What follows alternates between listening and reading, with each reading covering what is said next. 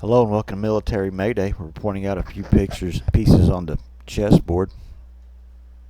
Uh, got a couple stories for you today. One of them here is who is Ukraine's new army chief, appointed by Zelenskyy.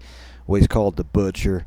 I seen a article about it. I was going to do it, but it's gone now. I can't find it. This was in its place. It doesn't really say that, but I seen where that's what they called him, the Butcher. So that's interesting. And then U.S. Senate advances a $95 billion aid bill for Ukraine and Israel.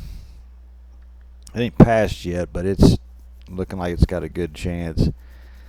We're going to go over both of these little articles. Hit the like and subscribe button if you want to get this word out to other people so that they can have a little more knowledge. Let's start back here with the Butcher. Zelensky's new military chief has played key roles in big Ukraine wins, including Kyiv's defense. The man Ukrainian President Zelenskyy, named Thursday to lead the country's military, has played a key role in some of Ukraine's biggest victories in the war with Russia. Yet he trained in Russia, was born in Russia.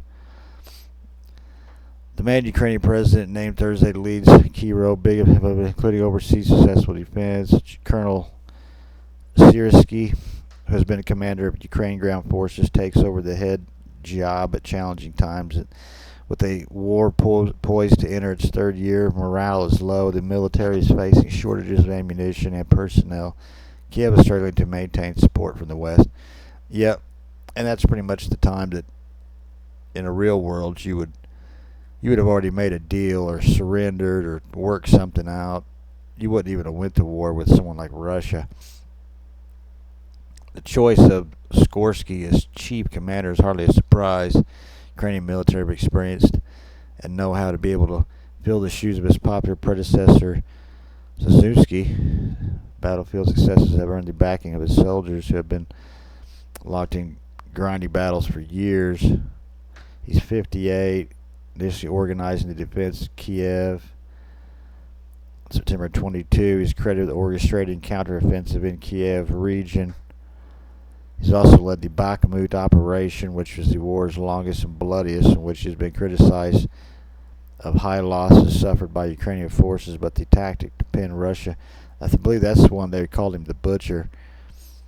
Syrskyi was born in 1965 in the Soviet Union. He attended Moscow Higher Military Command School and served in the Soviet Artillery Corps. Observers say his style blends the hierarchical nature inherent to Soviet military strategy with NATO principles and operational flexibility. Yeah, he's just another puppet, guys. Described as an obsessive planner with iron discipline, was ground commander for Operation Eastern Ukraine, played an important role in the 2014 war when Russia annexed Crimea.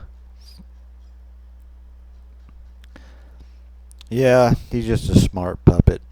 He probably does have a lot of credentials behind him, and his strategies and things will be studied at Moscow military schools. I'm sure he's not a fool, but what's to say he's not still Russian deep down, right? U.S. Senate advances $95 billion.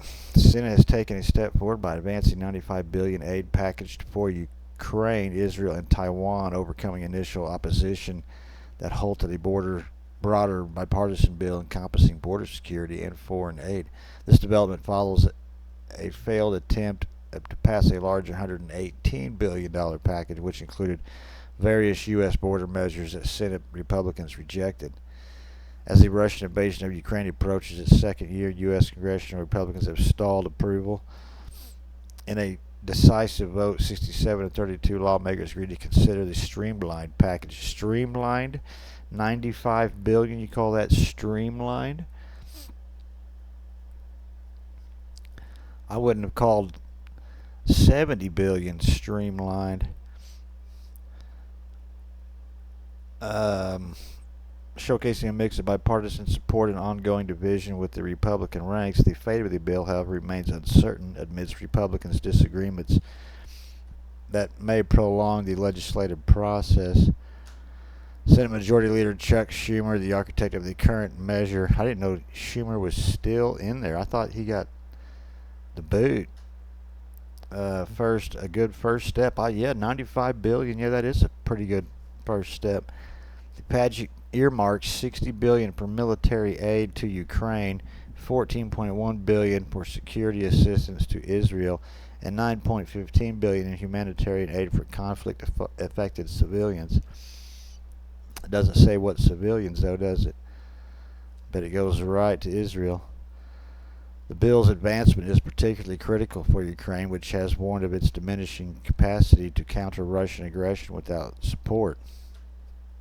The Pentagon has highlighted the urgency of approving the funding request, emphasizing the global implications of support for Ukraine and its role of global stability.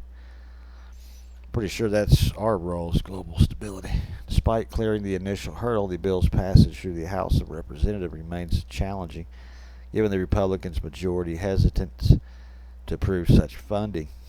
This legislation presents potentially the last opportunity for Congress to provide aid to Ukraine in the near term. Senate Republicans, after rejecting the comprehensive bill, have shown a willingness to negotiate on this focused aid package, leaving room for potential amendments.